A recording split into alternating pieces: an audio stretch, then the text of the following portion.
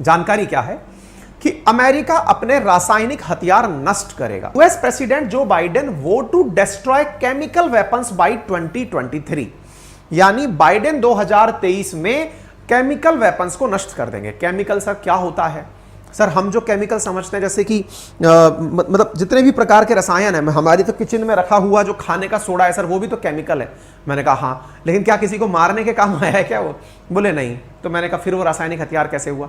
बोले सर फिल्मों में देखा है, साइनाइड के बारे में बड़ा सुना है सर। साइनाइड जो है ना वो मारने के काम आता है। तो हाँ, हमने कहा अगर साइनाइड काम में आता है तो केमिकल वेपन है।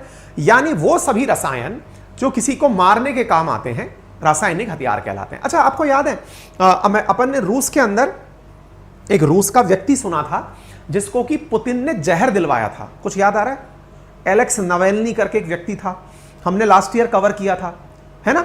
उसको एक केमिकल इंजेक्शन दिया गया था, कहा जाता है कि उसके शरीर पर लगाया गया था, स्प्रे किया गया था, पता नहीं क्या किया गया था। अगर आपने याद सुना हो तो उसका नाम नोविचॉक हुआ करता था। कुछ ध्यान आ रहा है? मतलब ये चीजें ऐसी हैं जो आपके दिमाग में रहनी चाहिए। अब मान लो आपसे 2 लाइन के क्वेश्चन में मैं आप लोगों के साथ ना ये भी डिस्कस करूंगा कि परीक्षा में क्या पूछा जाता है, कैसे होता है। अब चूंकि राजस्थान प्रशासनिक सेवाओं की जानकारी आपको अपनी पाठशाला पर मिलना शुरू होंगी, तो एग्जाम की स्ट्रेटेजी क्या हो, एग्जाम में क्या पूछा जाता है, एग्जाम का सिलेबस क्या है, ये सारी चीजें मैं स्टेप वाइज स्टेप आपको बताता जाऊंगा। हर चीज को अगर आप सिंसियरली करते चले गए तो यकीन मानना आपको बहुत ज्यादा बेनिफिट होने वाला है ना। तो अब चूंकि आपसे मान लीजिए पूछ लिया गया केमिकल वेपन के बारे में बताइए, मैं आपको कुछ प्रीवियस ईयर क्वेश्चन पेपर्स भी सॉल्व करवाऊंगा, टेस्ट पेपर्स भी सॉल्व करवाऊंगा, बताऊंगा कि कैसे होता है, सारी चीजें अपन चलेंगे, ठीक है। तो अब मान लीजिए आपसे पूछ लेगा केमिकल वेपन की परिभाषा बताइए, आपने बता दिया वे सभी रसायन जो कि मास डिस्ट्रक्शन के काम आते हैं रासायनिक हथियार कहलाते हैं। चलिए दूसरी पॉइंट लिखने के लिए कुछ उदाहरण बताइए। तो उदाहरण में आपको रिसेंट उदाहरण नोविचॉक याद आना चाहिए। तो नोविचॉक रिसेंट परिभाषाओं में था, इसलिए हमने ध्यान रख लिया। अब तीसरा सवाल, लेकिन इतनी इंपॉर्टेंट चीज है तो अमेरिका इसे नष्ट करने की बात क्यों कर रहा है? अमेरिका क्या बोल रहा है कि we will destroy chemical weapons, US to destroy last remaining chemical weapon by fall, US ready to destroy its chemical weapon stockpile. आप ये तमाम खबरें यहां पर देख सकते हैं।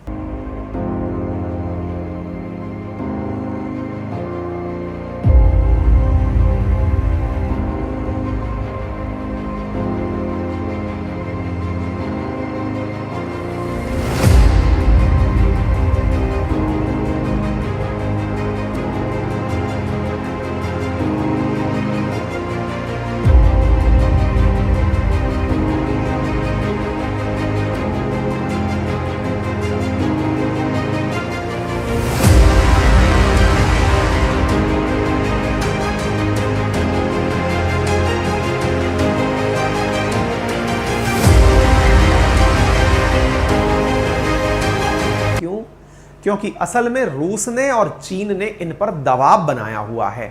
किस बात का बनाया हुआ है? वही चीज आज हम आपके साथ साझा करने जा रहे हैं, ठीक है। देखिए, जिनेवा प्रोटोकॉल 1925 और जिनेवा प्रोटोकॉल 1949 में 38 देशों के बीच एक संधि हुई जिसमें केमिकल हथियारों पर प्रतिबंध की बात की गई थी। इन संधियों पर हस्ताक्षर के बावजूद सोवियत रूस, अमेरिका, ब्रिटेन, फ्रांस, जर्मनी और जापान जैसे ताकतवर देशों ने गुप्त तरीके से केमिकल वेपन बनाना जारी रखा। आपके दिमाग में एक प्रश्न बनने लगेगा, यार ये ऐसी चीज है क्या कि मतलब लोग मना करके भी बना रहे हैं? हमारे पास तो न्यूक्लियर वेपन ही है, क्या इंडिया के पास केमिकल वेपन नहीं है क्या? देखिए, इंडिया की अपनी डॉक्ट्रिन है, ना इंडिया केमिकल वेपन रखता है और ना ही बायोलॉजिकल वेपन रखता है। कलाम साहब के नेतृत्व में हमने ये निर्णय लिया था कि इंडिया कभी भी केमिकल वेपन नहीं बनाएगा और कभी भी बायोलॉजिकल वेपन नहीं बनाएगा। अर्थात हम कोई भी ऐसी हमारे दुश्मन को मौत नहीं देना चाहते जो दर्दनाक हो। ये हमारा अपना थॉट प्रोसेस है, आप ध्यान से सुनिएगा। इंडिया ना बायोलॉजिकल वेपन बनाएगा ना केमिकल वेपन बनाएगा, नंबर 1। दूसरी बात, chemical weapon and biological weapons are not selective in nature. मतलब ध्यान से सुनिएगा, भारत जिस प्रथा को मानता है पहले वो समझें और फिर हम इस पर चलेंगे। ये बहुत इंपॉर्टेंट है, इसलिए आप इसे याद करके चलें। दोबारा सुनिए क्या कहा मैंने आपसे। देखिए, इन जनरल होता क्या है, ध्यान से समझना और इन बातों को नोट करते चलना, है ना। इंडिया का स्टैंड क्या है ये बात भी आप नोट कर सकते हैं। देखिए क्या होता है, इंडिया के पर्सपेक्टिव में एक बात मानी जाती है और वो बात क्या है कि इंडिया ऐसी किसी भी मौत को नहीं देना चाहता दुश्मन को जो सेना के अतिरिक्त किसी व्यक्ति को दी जाए। मतलब क्या हुआ इसका? देखिए, सैनिक युद्ध लड़ते हैं, जनता युद्ध नहीं लड़ती है। सेना को हुक्म देता है राजनेता। तो राजनेताओं की लड़ाई, सेना की लड़ाई, इनकी तो लड़ाइयां होती हैं, जनता नहीं लड़ती। लेकिन केमिकल वेपन और बायोलॉजिकल वेपन वो ये नहीं पहचान पाते कि कौन सैनिक है और कौन सिविलियन है। यही कारण है कि जब जब ये हथियार उपयोग में लिए जाते हैं, ये सिविलियंस की भी बड़ी मात्रा में हत्या करते हैं। इसी कारण से इंडिया ने अपने वेपन के अंदर ये नियम बना रखा है कि हम केमिकल और बायोलॉजिकल वेपन यूज नहीं करेंगे। आ गई बात समझ में? हम लोग चिकन, ये जैसे अभी थोड़े दिन पहले जो हमारे लिए आया था कोरोना वायरस, जिसके बारे में कहा गया था कि ये भी एक प्रकार का केमिकल वेपन हो सकता है, हमने अपने स्टैंडर्ड्स बना रखे हैं कि हम ऐसे बायोलॉजिकल वेपन भी नहीं बनाएंगे। क्लियर है? अच्छा, दुनिया का क्या रुझान है? तो साथियों बात यह है, 1993 में एक कन्वेंशन दुनिया भर के देशों ने साइन किया। क्या था कि भाई हम में से कोई भी देश केमिकल वेपन नहीं रखेगा। 1997 में इसको लागू किया गया। यह युद्ध में केमिकल हथियारों के इस्तेमाल पर बैन लगाने की बात करता था। क्या नाम था इसका? केमिकल वेपन कन्वेंशन, जिसका जिक्र व्हाइट हाउस के उस पेपर पे लिखा हुआ है। यह आपको पता होना चाहिए, ठीक है? अच्छा, यह केमिकल हथियार के डेवलपमेंट, उसके उत्पादन, उसको रखने की चीज यानी स्टोरेज, और उसके ट्रांसफर यानी स्थानांतरण पर रोक लगाता है। क्लियर? अच्छा, CWC से 193 देश जुड़े हुए हैं, यूएन के सारे मेंबर जुड़े हुए हैं। भारत, रूस, अमेरिका समेत 165 देश इस पर साइन कर चुके हैं। अब यह सवाल बड़ा ट्रिकी होता है, 193 देश जुड़े हुए हैं, 165 देश साइन कर चुके हैं, इसका क्या मतलब है? देखो, दुनिया में जितने भी एग्रीमेंट किए जाते हैं ना, उन एग्रीमेंट पर हस्ताक्षर करना और उन्हें अपनी संसद से रेटिफाई कराना, ये दो अलग अलग चीजें होती हैं। साइन करना, ये तो कोई भी हमारा राजनेता जब भी किसी बैठक में जाता है करके आ जाता है, लेकिन जब अपनी संसद में आकर सवाल पूछता है कि देश हित में ये सही है या नहीं है, अगर वो अलाउ करते हैं तो उसे रेटिफिकेशन कहा जाता है। और एक बार संसद ने रेटिफाई कर दिया तो फिर वो लागू करने वाली चीज बन जाती है। आ गई बात समझ में? तो CWC क्या है? केमिकल वेपन कन्वेंशन है। अब केमिकल वेपन कन्वेंशन को लागू करने के लिए किसी संस्था की जरूरत होगी। ऐसे समझिए, आपने कोई समझौता बनाया, लेकिन उस समझौते को आयोजित कराने के लिए कोई संगठन तो बनाओगे। जैसे इंडिया ने इंटरनेशनल सोलर अलायंस बनाया हुआ है, तो उसका कहीं हेडक्वार्टर तो बनाओगे, क्योंकि सोलर अलायंस बातों में थोड़ी हो जाएगा, हवा में थोड़ी हो जाएगा। कोई G20 की बैठक थोड़ी है जो बिना मुख्यालय के चली जाएगी, ठीक है? इसलिए इस तरह की बैठकों को आयोजित कराने के लिए एक संगठन की जरूरत है, कोई ऐसी व्यक्ति, एक ऐसे संगठन, एक ऐसी संस्था की जरूरत है जो इनको मॉनिटर करे। उसका नाम है organisation of prohibition of chemical weapon. मतलब इस एग्रीमेंट को लागू कराने वाली संस्था का नाम क्या है? OPCW। इसका मुख्यालय कहां है? नीदरलैंड के अंदर मुख्यालय है, जहां पर इस शहर का नाम है द हेग। वहां हेग में इसका हेडक्वार्टर है। अब आपको यह बात समझ में आ गई? यानी एक प्रकार से पूछा जाए कि ये जो ऑर्गेनाइजेशन ऑफ PCW है ये क्या है, तो ऑर्गेनाइजेशन ऑफ PCW असल में एक संस्था है जो CWC को लागू कराती है, केमिकल वेपन कन्वेंशन को लागू कराती है। डन हो गया? अच्छा, मिस्र, इजराइल और नॉर्थ कोरिया, साउथ सुडान इससे जुड़े भी नहीं है कि भाई हमको इससे जुड़ना ही नहीं है, मतलब हम केमिकल वेपन बनाएं या ना बनाएं, हम आपके लिए लायबल नहीं है। तो ये 4 देश हो गए जिनके बारे में जान। तो ये पेज अपने आप में बहुत ज्यादा इंपॉर्टेंट है आप लोगों के लिए, इसे आप ध्यान रख लें। कहां मुख्यालय है, क्या है, ये मैंने आपको बता दिया। अच्छा, यूएस मीडिया ने 7 मार्च 2022 को कंफर्म किया था, क्या कहा था कि manufacture of chemical weapon in Ukraine. US media confirm manufacture of chemical weapon in Ukraine, यानी यूक्रेन में केमिकल वेपन बनाए जा रहे हैं। ये यूएस मीडिया के अंदर खबर आई थी। इसके ऊपर रूस ने सवाल पूछ लिया, कहा the Kremlin allegation of chemical and biological weapon laboratories in Ukraine. The Kremlin is internationally spreading, यहां पर ध्यान से देख सकते हैं यूएस डिपार्टमेंट के द्वारा क्या मैसेज दिया गया है कि रशिया जो है वो आउटराइटली यूनाइटेड स्टेट और यूक्रेन को मतलब परेशान करने के लिए केमिकल और बायोलॉजिकल वेपन एक्टिविटीज यूक्रेन में कर रहा है। आरोप प्रत्यारोप समझ गए आप? विचार करें, यहां साइन कर रखा है, उसके बावजूद भी ये लोग वेपन बना रहे थे, और ऐसा अमेरिका ने रूस पर भी आरोप लगा दिया। यूएस ने रशिया से कहा कि any use of chemical weapon would have consequences. जब 28 फरवरी 2022 को कॉन्फ्लिक्ट शुरू हुआ, उसके 15 दिन के भीतर भीतर धमकियां अमेरिका द्वारा दी जाना शुरू हो गई कि यदि किसी ने भी केमिकल वेपन का उपयोग किया तो उसके घातक परिणाम होंगे। अब सवाल बना कि US concern Russia could use chemical weapon in Ukraine, will Putin use chemical weapon in Ukraine? बड़ा सवाल आने वाले दिनों तक चलता रहा कि क्या यूक्रेन में पुतिन के द्वारा केमिकल वेपन यूज किए जा सकते हैं। ऐसी स्थिति में चाइना और रशिया ने अमेरिका को धमकाना शुरू कर दिया। जब पुतिन मॉस्को में शी जिनपिंग से मिले, उन्होंने कहा कि रशिया तो ऑलरेडी 2017 में ही अपने सारे के सारे वेपन खत्म कर चुका है। अमेरिका ध्यान से सुन ले कि वो जो हमारे ऊपर आरोप लगा रहा है कि हम केमिकल वेपन यूज करेंगे, शी जिनपिंग पहुंचते हैं रूस और मास्को में पहुंचकर शी जिनपिंग पुतिन से कहते हैं कि आप पर आरोप लग रहे हैं, इनका खंडन करिए। रूस हमलावर हुआ और कहा कि अमेरिका वालों, मैंने अपने केमिकल वेपन खत्म करवाने में 2017 में $5 बिलियन का इन्वेस्टमेंट किया है। कहां रह रहे हो? $5 बिलियन रुपए, $5 बिलियन खर्च करके रूस ने अपने केमिकल वेपन्स खत्म करवाए। समझ पा रहे हैं आप ये खबर? आप इधर देखें द हिंदू की, Russia to destroy all of its chemical weapon by end of 2017। यहां देखिए, Russia destroys, Russia complete destruction. खबर कब की है? 2017 की। समझ में आ गया? ऐसी स्थिति में रशिया का कहना है कि हमने अपने केमिकल वेपन्स को खत्म कर दिया, जिसमें 40,000 मैट्रिक टन मटेरियल था, और ऐसा करने में $5 बिलियन का इन्वेस्टमेंट हुआ। रूस तो कर चुका है, अमेरिका वालों अब तुम करो। अब अमेरिका, देखिए एक चीज है ना, मेरी बिल्ली मुझको म्याऊ, खुशियानी बिल्ली खंबा नोचे, उल्टा चोर कोतवाल को डांटे। यहां अमेरिका रशिया पर आरोप लगा रहा है कि तुम केमिकल वेपन यूज करोगे। ऐसी स्थिति में अमेरिका ने आरोप करने का जो सिलसिला शुरू किया रूस पर कि तुमने केमिकल वेपन अभी तक खत्म नहीं किए। रूस और शी जिनपिंग एक हो गए। उन्होंने कहा माननीय, शी जिनपिंग बोले हमारे पास तो है ही नहीं, और रूस बोला हम तो 2017 में खत्म कर चुके हैं। अब सबसे पहले तुम प्रमाण दो कि तुमने खत्म किए कि नहीं किए।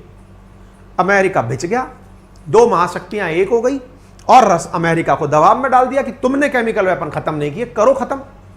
तब जाकर अमेरिका दबाव में आकर क्या कर रहा है? अपने इस साल के अंत तक केमिकल वेपन्स खत्म करने की बात कर रहा है इंपॉर्टेंट खबर। जिनको परीक्षाओं से लेना देना नहीं है, शायद वो इस बात को लाइटली ले सकते हैं, लेकिन साहब ये बहुत बहुत गंभीर खबर है। दबाव में आकर के निर्णय लिए गए ये सब। ठीक है, तो अब सवाल आता है कि सबसे घातक केमिकल वेपन्स कौन से हैं, केमिकल वेपन क्या होते हैं। आइए मैं आपको बताता हूं। तो ये जो मैं पेज आपको शो कर रहा हूं, हालांकि ये पूरा कंटेंट आपको हमारे टेलीग्राम चैनल अंकित अवस्थी सर के नाम से जो वेरीफाइड अकाउंट है उस पर मिल जाएगा। हमारी एप्लीकेशन अपनी पाठशाला पर भी मिल जाएगा, लेकिन मैं फिर भी आपसे गुजारिश करूंगा कि अगर कुछ भी ना हो, एटलीस्ट इसका आप स्क्रीनशॉट ले लीजिए। मैं साइड में हट जाता हूं। ये मानकर चलिए जो आरएएस का जो हमारा जीएस पेपर 2 साइंस टेक्नोलॉजी है, उस साइंस टेक्नोलॉजी में केमिकल वेपन के अंदर आप यदि इन 5 चीजों को लिखाए 5 नंबर के क्वेश्चन पेपर में, तो 4 नंबर आपको आसानी से दिए जा सकते हैं। इधर देखिए, नर्व एजेंट, घातक तत्व, चोकिंग एजेंट, घातक तत्व, ब्लड एजेंट, घातक तत्व, ब्लिस्टरिंग, ये टाइप ऑफ केमिकल वेपन्स हैं। नर्व एजेंट जो कि मतलब नसों को खराब करता है, चोकिंग एजेंट जो गला चोक करता है, रॉइड कंट्रोल, ब्लिस्टरिंग एजेंट जो शरीर पर फफोले कर देता है, ब्लड एजेंट जो ब्लड खराब करता है। उनके उदाहरण भी यहां पर दिए हुए हैं। जैसे ब्लड एजेंट में हाइड्रोजन साइनाइड, आर्सीन। सवाल कैसे पूछा जाता है? क्वेश्चन दे दिया गया, जैसे सरीन के बारे में पूछ लिया गया, इसका काफी ज्यादा जिक्र हुआ है, सरीन का भी थोड़ी देर पहले भी बताऊंगा। ये क्या करते हैं? एक छोटी सी डोज आदमी को सीधा पहुंचा सकती है। चोकिंग एजेंट, दम घुटने वाली, इसमें फॉस्जीन, क्लोरीन, क्लोरोपिक्रीन, डाइफॉस्जीन, इस तरह की गैसेस आती हैं, इनमें दम घुट के व्यक्ति मरता है। ब्लड एजेंट में ब्लड नर्वस सिस्टम खराब हो जाता है, ब्लड सेल्स खराब हो जाती हैं। ब्लिस्टिंग एजेंट में शरीर पे फफोले निकल आते हैं, जैसे sulphur mustard, nitrogen mustard, lewisite. ये याद करने साहब आपको, रट लेने हैं। ऐसे ही रॉइड कंट्रोल एजेंट के अंदर आंख, मुंह, स्किन, फेफड़े के जलन पैदा करते हैं, भीड़ को काबू करने में काम में लिया जाता है। आपने देखा होगा भीड़ को आंसू गैस, ये पेपर में पूछा जाने वाला सवाल है। अब होता क्या है, मैं आपको वन लाइनर क्वेश्चंस के रूप में तो पढ़ा नहीं पाता, लेकिन एक ही सेशन में इतनी जानकारी दे देता हूं कि अगर आप उनको भी लिख लेना तो वो बहुत बड़े सेशन के बराबर जानकारी हो जाती है। कई बार क्वेश्चन पूछा जाता है आंसू गैस में कौन सी गैस का उपयोग होता है, तो ब्रोमो एसीटोन का उपयोग होता है। अब देखते रहो तमाशे, याद ही नहीं आएगा आपको। ब्रोमो एसीटोन क्या है? एक केमिकल वेपन है। आ गई बात समझ में? क्लियर हो गया ये? अच्छा, तो केमिकल वेपन के इस्तेमाल की कहानी कितने साल पुरानी है, तो इसका इतिहास बताता हूं मैं आपको। कहा जाता है 429 ईसा पूर्व प्लाटिया नामक जगह की उसकी घेराबंदी में स्पार्टन सैनिकों ने, हॉलीवुड की एक फिल्म है स्पार्टन्स के ऊपर 300, और दूसरी है 300 रिटर्न्स, अगर देखी हो तो देखिएगा, उसमें स्पार्टन शब्द समझ में आ जाएगा।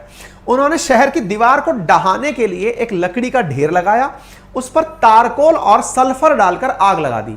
उससे जो नीली लपटें उठी, सल्फर नीली लपटों के साथ जलता है, जो लपटें उठी तीखी बदबू पैदा हुई, उससे स्पार्टन सैनिकों ने जहरीली सल्फर डाइऑक्साइड गैस रिलीज की, जिससे जल्द ही प्लाटिया के लोग जगह छोड़कर भाग गए। इतना पुराने समय से इस तरह की तकनीकों का उपयोग होता आ रहा है।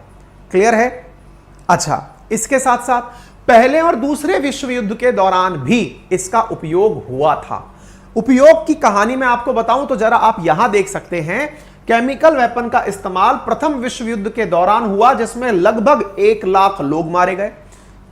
जर्मनी की सेना ने बेल्जियम के खिलाफ 168 टन क्लोरीन दम घोटू गैस का उपयोग किया, जिससे 5000 सैनिक मारे गए। ऐसे ही पहले विश्व युद्ध के दौरान क्लोरीन, फॉस्जीन, सल्फर मस्टर्ड जैसी गैसों की वजह से युद्ध में 1,90,000 केमिकल हथियारों का उपयोग हुआ। इस तरह से ये सारी गैसेस उपयोग की गई। आप में से बहुत सारे लोग जब क्लोरोफॉर्म का टेस्ट करते हैं, कई बार आपने देखा होगा पुराने समय पर डॉक्टर्स ऑपरेशन करने के लिए क्लोरोफॉर्म का उपयोग किया करते थे। क्लोरोफॉर्म के साथ दिक्कत क्या थी कि वो सनलाइट और ऑक्सीजन की प्रेजेंस में फॉस्जीन में परिवर्तित हो जाती थी। आपने कई बार सुना होगा, कई बार कुछ अपराधी लोग क्या करते हैं, क्लोरोफॉर्म सुंघा के लोगों को बेहोश करने के लिए काम में लेते हैं। तो वो जो बेहोशी है ना, उसमें क्लोरोफॉर्म क्या करती है, ऑक्सीजन से मिलकर फॉस्जीन में कन्वर्ट हो जाती है, COCl2 के अंदर। वो जो फॉस्जीन है वो लोगों को मारने का एजेंट बन जाती है। इसलिए क्लोरोफॉर्म आजकल एनेस्थीसिया के अंदर ऑलमोस्ट बंद की हुई है, या करते भी हैं तो बहुत ही बहुत ज्यादा समझदारी के साथ करते हैं। इसीलिए क्लोरोफॉर्म को रखते भी डार्क कलर के शीशे के अंदर हैं, सनलाइट से दूर रखते हैं, ऑक्सीजन से दूर रखते हैं, कॉर्क तक, ऊपर तक, गले तक उसको भर के रखते हैं ताकि उसमें गैस ना बने, क्योंकि फॉस्जीन बनते ही वो घातक गैस बन जाती है। ये फॉस्जीन खतरनाक गैस है ना, ये फॉस्जीन जो है ना, ये बहुत खतरनाक चीज है। ठीक है? अच्छा, केमिकल हथियार में कुल मौतें जो हैं वो मैंने बताई फॉस्जीन गैस से हुई। दूसरे विश्व युद्ध में जर्मनी ने पोलैंड के वार्सा शहर पर मस्टर्ड गैस का उपयोग किया था। ये सब याद कर लेना, बहुत इंपॉर्टेंट है। इसमें ऑक्सीजन की जगह सल्फर लगी होती है। ठीक है ना? आप इधर की तरफ खबरें देख सकते हैं, Germany invade and bomb Poland, Britain mobile, ये सब देख सकते हैं। केमिकल वेपन्स यूज किए गए थे, ये सारी खबरें आप देख सकते हैं। ठीक है? अब चीन की बात सुन लीजिए कि चीन के पास केमिकल वेपन है या नहीं। देखिए, चीन ये कहता है कि उसने खुद ने कभी भी केमिकल वेपन नहीं बनाए। अच्छा, उसने खुद ने केमिकल वेपन नहीं बनाए, लेकिन जब सेकेंड वर्ल्ड वॉर चल रहा था तो जापान जब चीन छोड़कर भाग रहा था तो वो अपने केमिकल वेपन वहीं पड़े हुए छोड़ गया। और जब अपने वेपन वहीं पड़े हुए छोड़ गया तो उन वेपन्स की वजह से, क्योंकि वेपन वहीं पड़े छोड़ गया, तो केमिकल वेपन चीन के पास जापान वाले हैं, ऐसा चीन कहता है। ठीक है ना? तो उसके पास केमिकल वेपन उस जमाने के हैं, ये उसकी खपडेट है। क्या वर्ल्ड वॉर के बाद भी कभी इसका उपयोग हुआ है? बिल्कुल हुआ है। इराक ईरान के युद्ध में इसका उपयोग हुआ है। बशर अल असद जो सीरिया के फिलहाल राष्ट्राध्यक्ष हैं, उनके द्वारा अपने विद्रोहियों को कुचलने में इसका उपयोग हुआ है। सद्दाम हुसैन के द्वारा कुर्दों को मारने में इसका उपयोग हुआ है। आधुनिक इतिहास में गल्फ में इसका भयंकर उपयोग हुआ है। आइए बताते हैं। इराक की सेना ने पहले खाड़ी युद्ध के दौरान ईरान के सैनिकों को लगभग 50,000 ईरानी सैनिक केमिकल वेपन से मारे थे। सद्दाम हुसैन के निर्देशों पर 1988 में कुर्दों के खिलाफ घातक मस्टर्ड गैस का उपयोग किया गया। 1 लाख कुर्दों को मौत के घाट उतार दिया गया। 13 से 17 के बीच में सीरिया के अंदर बशर अल असद जो हैं, उन्होंने रूस की मदद से केमिकल हथियारों का उपयोग किया।